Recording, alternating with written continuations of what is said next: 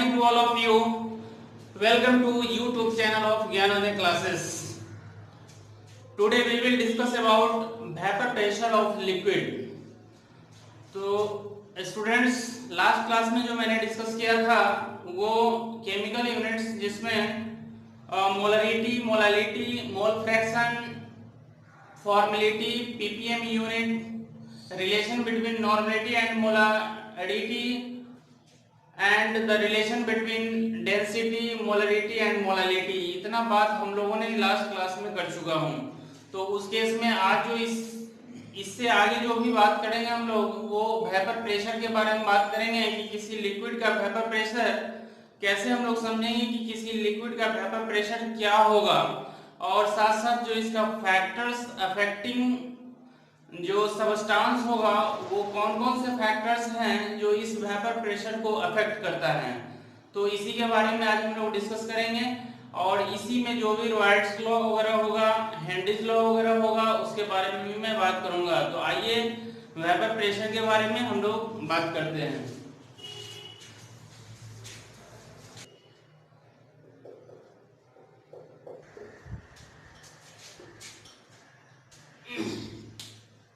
ये vapour pressure के बारे में जस्ट लाइक यहाँ पे हमने एक तरह से डिफाइन किया वेपर प्रेशर को कि at a condition of dynamic equilibrium pressure exerted by the vapours of a liquid on liquid surface या on the surface of liquid is known as vapour pressure. More volatile nature indicate more vapour pressure, यानी जिस solute का volatile nature जितना ही ज्यादा होगा उसका vapour pressure उतना ही ज्यादा होगा। जैसे कुछ एग्जांपल है यहाँ पे कि पेट्रोल का अगर वेपर प्रेशर देखेंगे तो उस केस में जो वेपर प्रेशर पेट्रोल का होता वो more than the vapour pressure of kerosene, यानी जो केरोसिन ऑयल है उसका वेपर प्रेशर कम होगा, जबकि जो मोर वोलेटाइल है यानी पेट्रोल का वेपर प्रेशर हमेशा ज्यादा होगा केरोसिन से। यहाँ पे more vapour pressure indicate low boiling point, जिस लिक्विड का अगर वेपर प्रेशर ज्यादा होगा उसका बॉइलिंग पॉइंट भी क्या होगा, लो होगा। तो उस केस में आइए जरा थोड़ा सा हम लोग इसके मैकेनिज्म पे बात करते हैं कि vapour pressure how to increase and how to decrease. तो उस केस में एक हम लोग छोटा सा एक्सपेरिमेंट को कंसीडर करेंगे। जस्ट लाइक कि एक कंटेनर है और इस कंटेनर में हमने एक कुछ लिक्विड को लिया, जो मोस्ट ऑफ द लिक्विड जो होगा वो प्योर फॉर्म में होगा। तो यहाँ पे ये लिक्विड है और इसको हमने कंटेनर को क्लोज किया और इस तरह से ये जो है एक कोई वेट यहाँ पे रखेंगे जिसकी वजह से ये स्लाइड भी करेगा। और यहाँ से मान लीजिए कि अगर हम इसे हीट करते हैं, इसे अगर टेम्परेचर को बढ़ाया जाए, तो इस केस में क्या होगा कि ये तो लिक्विड है, इस लिक्विड पार्टिकल का कुछ ना कुछ वेपर होगा जो वेपर फॉर्म इसी सरफेस के एबव होगा। ये है वेपर हुआ और ये लिक्विड है। तो इस केस में ये एक इक्विलिब्रियम फॉर्म होता है, इक्विलिब्रियम फॉर्म होता है। यहाँ पे आप ध्यान देंगे स्टूडेंट कि ये जो लिक्विड है, जहाँ कहीं भी कोई भी अगर लिक्विड होता है तो उसी का वेपर जो है उस सरफेस के एबव फॉर्म करता है। तो यहाँ लिक्विड है, इतना लिक्विड है, इस लिक्विड के सरफेस पर ही वेपर का फॉर्म है और ये वेपर का फॉर्म है। तो इस केस में ऐसा है कि लिक्विड जब इवेपोरेट करेगा तो वेपर फॉर्म बनाएगा और जैसे ही वेपर कंडेंस करेगा तो उस केस में लिक्विड को फॉर्म कराएगा। लेकिन यहाँ कहा जा रहा है कि एक ऐसा कंडीशन है जो डायनामिक इक्विलिब्रियम का केस है, यानी डायनामिक इक्विलिब्रियम वो होगा जब लिक्विड और वेपर दोनों इक्विलिब्रियम के फॉर्म में होगा। मींस कि जितना लिक्विड को कन्वर्ट करना होगा वेपर में उतना कन्वर्ट कर जाएगा। फर्दर वेपर को कंडेंस करना है लिक्विड में तो कर जाएगा, लेकिन उसके बाद फर्दर ना लिक्विड वेपर में कन्वर्ट करेगा और ना ही वेपर लिक्विड में कन्वर्ट करेगा। ऐसे स्टेज को ही हम लोग डायनामिक इक्विलिब्रियम का केस बोलते हैं। तो ये जब कभी भी वेपर प्रेशर को मेजर किया जाएगा तो जितना भी वेपर फॉर्म हुआ, इस वेपर फॉर्म के द्वारा जो प्रेशर एक्सर्ट होगा, वो प्रेशर कहाँ पे लगाएगा, तो ये प्रेशर जो है वो लिक्विड सरफेस पे लगाएगा।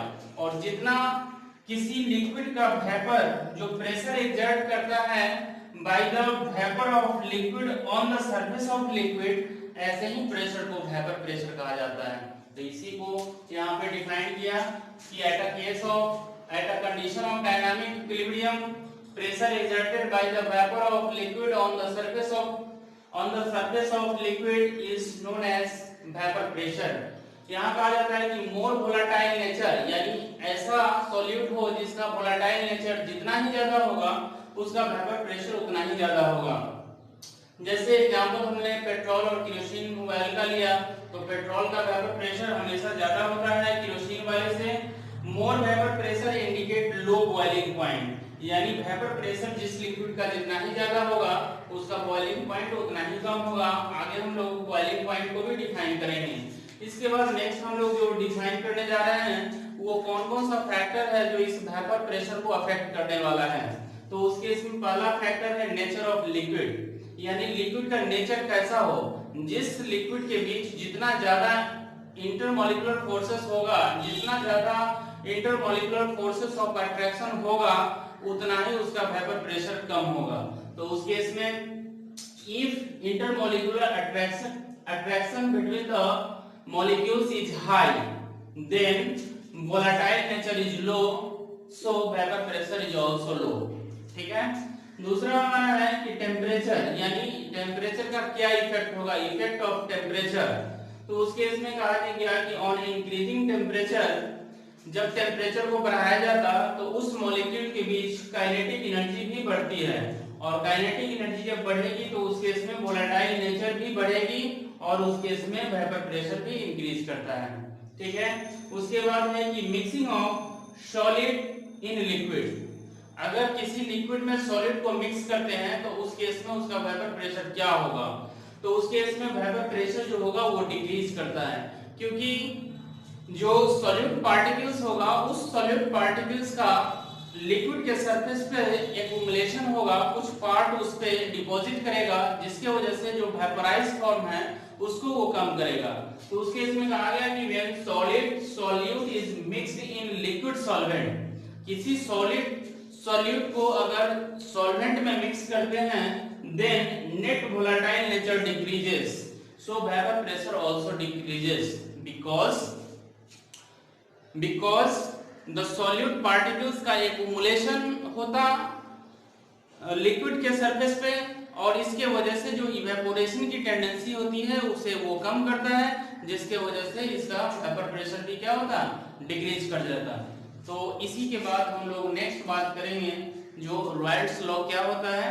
रॉयल्स लॉ के बारे में जरा हम लोग बात करेंगे कि रॉयल्स लॉ में भी इस वेपर प्रेशर का क्या इफेक्ट होगा। तो रॉयल्स एक साइंटिस्ट थे जिन्होंने एक स्टेटमेंट दिया जिसको हम लोग रॉयल्स लॉ के रूप में जानते हैं, जिसे आइए हम लोग फिर बात करते हैं।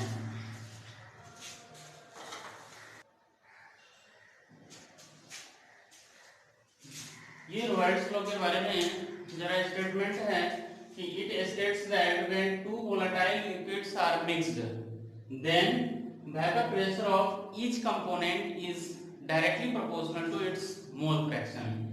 उस केस में कहा गया कि let two volatile liquids A and B were mixed, then according to Royle's law component A के लिए जो वेपर प्रेशर होगा वो डायरेक्टली प्रोपोर्शनल होगा A कंपोनेंट के मोल फ्रैक्शन का, और B है इस B कंपोनेंट का जो वेपर प्रेशर होगा ये भी डायरेक्टली प्रोपोर्शनल होगा अपने ही कंपोनेंट के मोल फ्रैक्शन का डायरेक्टली प्रोपोर्शनल। तो यहाँ पर जब प्रोपोर्शनलिटी के साइन से अलग करेंगे तो एक कांस्टेंट देना होगा जो प्योर कंपोनेंट का वेपर प्रेशर होगा, जिसको P0 A रखा। तो यहाँ पे PA equals to P0 A into XA, similarly PB equals to P0 B into XB। और जब total pressure according to Dalton's law का जब एप्लीकेशन करते हैं तो डाल्टन्स लॉ का स्टेटमेंट होता है कि टोटल प्रेशर ऑफ मिक्सचर या solution becomes equal to the sum of partial pressure of each component present in the solution. So total pressure becomes equal to PA plus PB। यहाँ पे दो component का vapour pressure है, तो दोनों component के vapour pressure को जब सम करते हैं तो यही किसी सॉल्यूशन या मिक्सचर का टोटल प्रेशर मिलता है। यहाँ पे P equals to P0A into XA plus P0B into XB। आइए जरा हम लोग थोड़ा सा इसके मोल फ्रैक्शन के बारे में देखते हैं, जो पिछले क्लास में भी हम लोग मोल फ्रैक्शन को पढ़े थे। तो उस केस में यहाँ पे सपोज कीजिए ये यही कह रहा है कि किसी कंटेनर है, इस कंटेनर में दो कंपोनेंट है, एक A है एक B है, और दोनों कंपोनेंट को जब मिक्स किया तो इस मिक्स करने के बाद जो इसका वेपर प्रेशर है, ये यहाँ पे इसका जो नंबर ऑफ मोल्स होगा वो Na होगा। P0A जब प्योर फॉर्म में था उस समय का वेपर प्रेशर है P0A, यहाँ पे Nb होगा और इसका जो होगा वो P0B होगा, और इसका जो वेपर प्रेशर है वो Pb है, इसका जो वेपर प्रेशर है वो Pa है। तो इस केस में ये वेट के फॉर्म में भी दिया जा सकता है। तो यहाँ पे जब दोनों कंपोनेंट को मिला दिया तो मिलाने के बाद की ये बात हो रही है, और इसको मिलाने के बाद ही टोटल प्रेशर मिलेगा। तो उस केस में A कंपोनेंट और B कंपोनेंट का दोनों फैक्टर को हम लोग देख लेते हैं कि वेपर प्रेशर के साथ इसका मोल फ्रैक्शन का क्या रिलेशन होता है।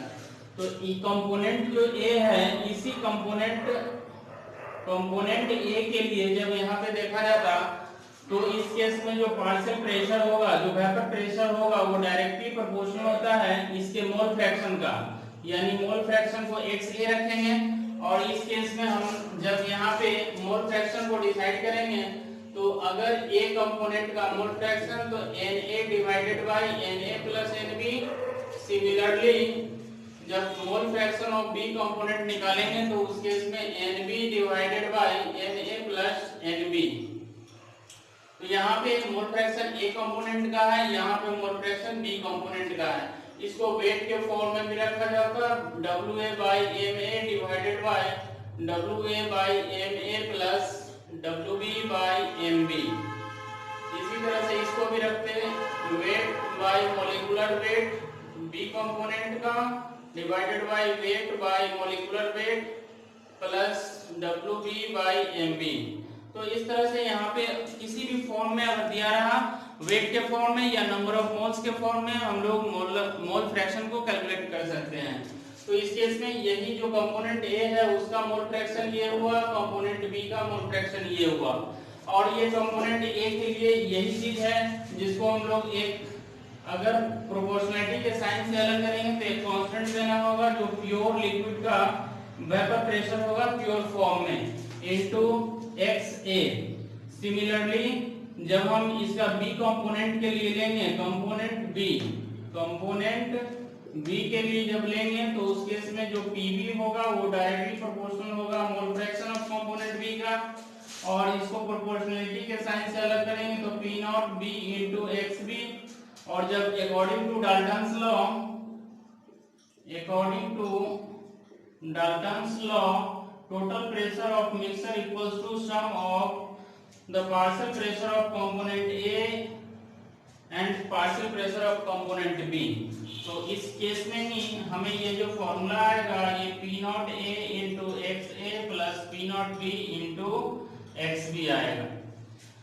तो अब यही केस रहा। इसके बाद जो हम लोग देखते हैं, यही जो रॉयट्स लॉ होगा वो डिसाइडिंग फैक्टर होता है कि ये जो है वो किस तरह का सॉल्यूशन है, ये सॉल्यूशन आइडियल सॉल्यूशन होगा या नॉन आइडियल सॉल्यूशन होगा, उसी के बारे में ये डिस्कस करता है। तो आइए जरा हम लोग नेक्स्ट जो इसका पॉइंट होगा, ये रॉयट्स लॉ डिसाइडिंग फैक्टर होगा कि ये आइडियल सॉल्यूशन होगा या नॉन आइडियल सॉल्यूशन होगा। तो आइए नेक्स्ट पे हम लोग बात करते हैं।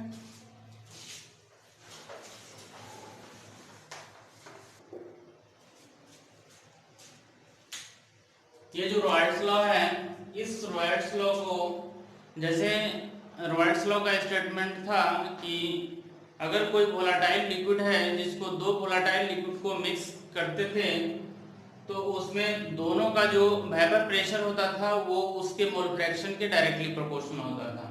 तो उस पर हमने कंपोनेंट A के लिए जो वेपर प्रेशर था वो PA directly proportional to its mole fraction, और similarly PB directly proportional to mole fraction of component B।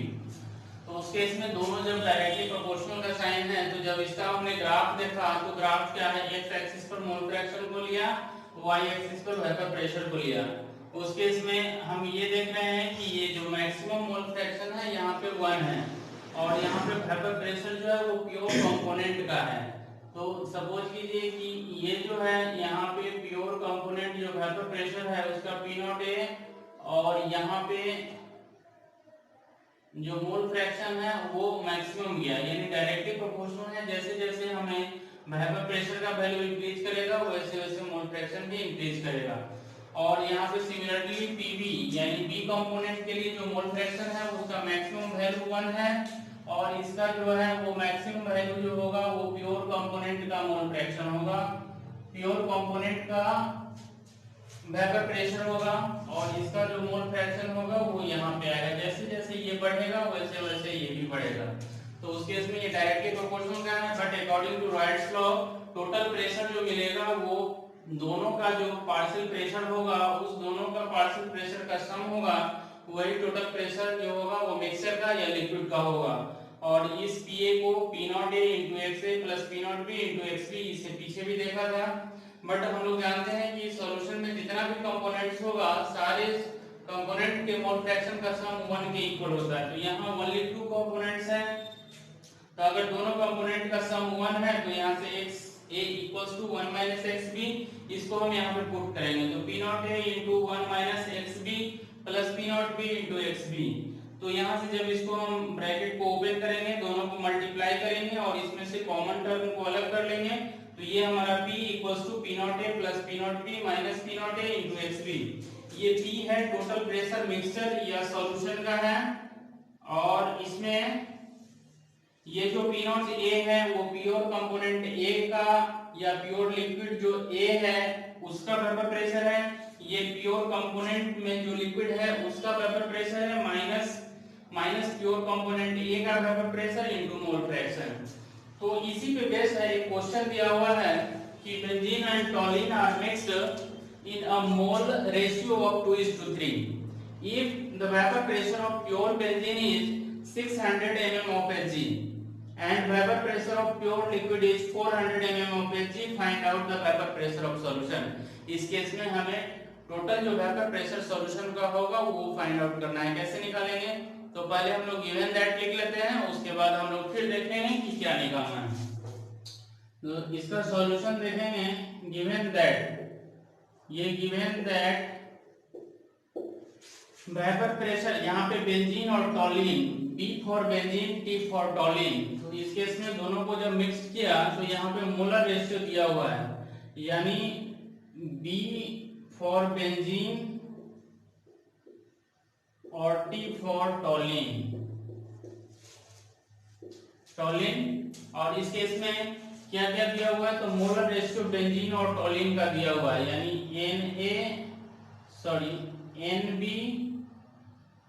NB by NT equals to 2/3, ये इतना दिया हुआ है। तो इस केस में सबसे पहला तो हमें चाहिए और क्या दिया हुआ है, vapour pressure of pure benzene यानी P not B equals to vapour pressure of pure benzene ये 600 mm of Hg है, 600 mm of Hg है, जबकि P not T equals to 400 mm of Hg है, 400 mm of Hg है। तो इस case में हमें जो टोटल प्रेशर होगा यानी वेपर प्रेशर ऑफ सॉल्यूशन होगा वो फाइंड आउट करना है, यानी P इक्वल्स टू व्हाट। तो उस केस में हम लोग क्या करते हैं कि यहाँ से हमें सबसे पहला काम होगा मोल फ्रैक्शन को निकालना।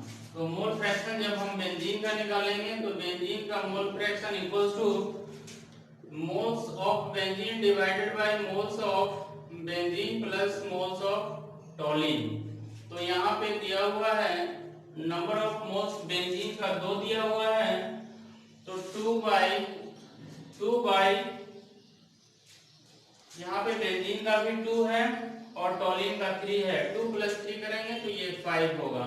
और इसी तरह से अगर टॉलिन का जब मोल फ्रैक्शन निकालेंगे तो यहाँ पे number of moles of टॉलिन divided by number of moles of benzene plus number of moles of टॉलिन, ये बिकम्स इक्वल टू यहाँ पे टॉलिन का मोल दिया हुआ है 3 और 3 डिवाइडेड बाय 3 प्लस 2 करेंगे ये 5 होगा। तो इस तरह से अब हमें जो टोटल प्रेशर निकालना है, तो ये total pressure P equals to PA plus benzene का वेपर प्रेशर प्लस टॉलिन का वेपर प्रेशर। यहाँ पे इसको हम लोग लिखेंगे P0B into XB plus P0T into XT। अब यहाँ से देखेंगे ये P0B कितना है, तो ये P0B जो बेंजीन का है वो 600 है, तो 600 multiply mole fraction of benzene हमने निकाला यहाँ पे 2/5, तो 2/5 प्लस ये P0T टॉलिन का 400 है, 400 मल्टीप्लाई यहाँ पे जो टॉलिन का मोल फ्रैक्शन है वो 3/5, यानी ये इक्वल टू 600 इंटू 2 करेंगे 1200/5 और ये भी 1200/5, यानी यहाँ से आएगा कितना, ये 1200/5 प्लस 1200/5।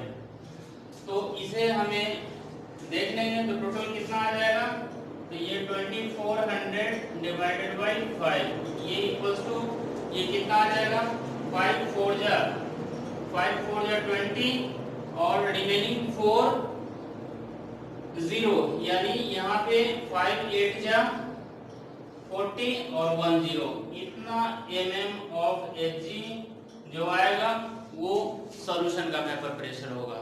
तो अब इसे क्या करना है कि बहुत अच्छे तरह से पहले क्वेश्चन को समझना है, क्वेश्चन में क्या क्या दिया हुआ है उसे भी लिख लेना है और क्वेश्चन में फाइंड आउट क्या करना है, और जो भी अननोन टर्म होगा उसे हम लोग भी इसे फाइंड करेंगे और उसके बाद इस फॉर्मूले में पुट करके ये क्वेश्चन को सॉल्व करेंगे। ठीक है, तो स्टूडेंट्स आप ध्यान देंगे कि जो भी कॉन्सेप्ट को बताया जा रहा है वो बहुत अच्छे से आप उसको आप पढ़िए। अगर परेशानी होती है तो हमारे लेक्चर को 1 बार 2 बार 3 बार रिपीट करें। अगर नहीं समझ में आएगी तो फिर आप मेरे कमेंट बॉक्स में कमेंट करेंगे और जल्दी से मेरे YouTube चैनल को सब्सक्राइब कीजिए, लाइक कीजिए और अपने दोस्तों के लिए शेयर भी कीजिए। साथ साथ मेरा जो बेल आइकॉन है इसे भी प्रेस करें और ताकि टाइम टू टाइम जो है वो आपको ये इंफॉर्मेशन मिलते रहे जब भी मैं वीडियो को अपलोड करूं। ठीक है, तो जल्दी से आप सब्सक्राइब कर दीजिए। ठीक है, ओके, नेक्स्ट हम लोग मिलते हैं नेक्स्ट क्लास में। Okay, thank you.